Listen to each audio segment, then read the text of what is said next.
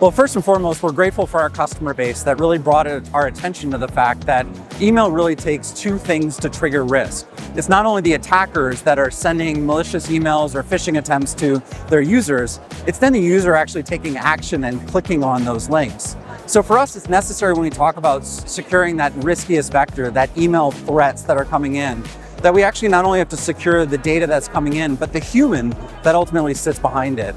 Here at Mimecast over the last couple of years, we've been acquiring a number of technologies that allow us to take that full view of that human in. Understanding, for example, how they're doing around their security and awareness training, understanding what risks that they represent around data loss and insider threat, while at the same time even being able to enforce those compliance controls that we need in place. So for us, elevating the conversation from email security to securing the entire human was a logical evolution, and most importantly, we heard from all of our customers that it was a needed one for them to be able to protect their organization better.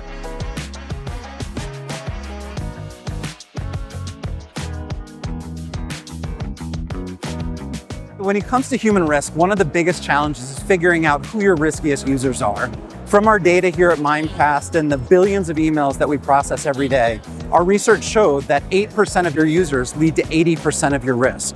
So it begs the question of how do some organizations gather all of these signals about risk and aggregate them together in a way where they can quickly identify who those riskiest users are, and in particular, what users might represent a certain risk. If they're being highly attacked, for example, on the email security side, and at the same time they don't do well in simulated phishing attacks, we know that those two vectors come together and actually amplify the level of risk.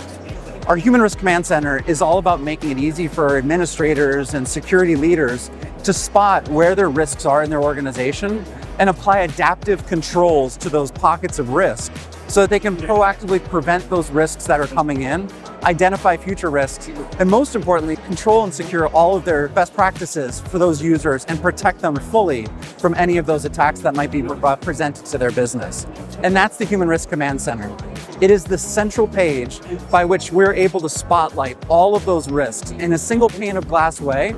delivering that on a silver platter to the administrators who need to make those kind of decisions and apply those adaptive controls to prevent the risk from entering an organization.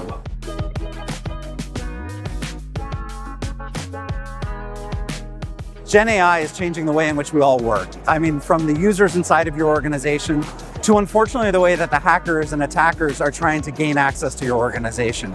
It allows all of a sudden some of the risks that we were able to easily spot before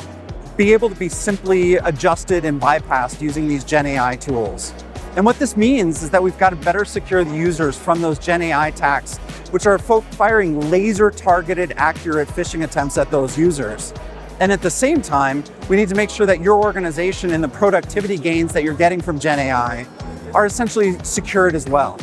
Our users in today's world are trying to do so many things, and they're all very well intentioned. Most of the time, what we find is that users don't understand their security best practices, where they're going around those security best practices and accessing maybe unsanctioned AI tools in their organization. And what this means for us is that we've got to do a great job of understanding what security tools you're implementing in your organization, what Gen AI tools are you allowing your organization to access, and then most importantly is make sure that your employees are being redirected to those sanctioned mechanisms for them to be able to use AI.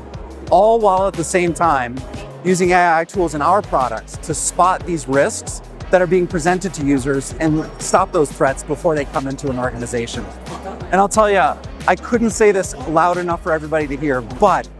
Gen AI is changing the way that we all work, and we encourage organizations to embrace these technologies that are going to make them more competitive, that are going to make them more secure, that are going to make their users more productive. But it's really important that we bring a lens of protection around those tools to make sure that their data is not accidentally or purposefully leaked in a way where attackers can take advantage of it. And that's what we're doing here at Mimecast right now, is securing AI, the usage, while also applying it to our technologies to get the best threat protection we can on the market.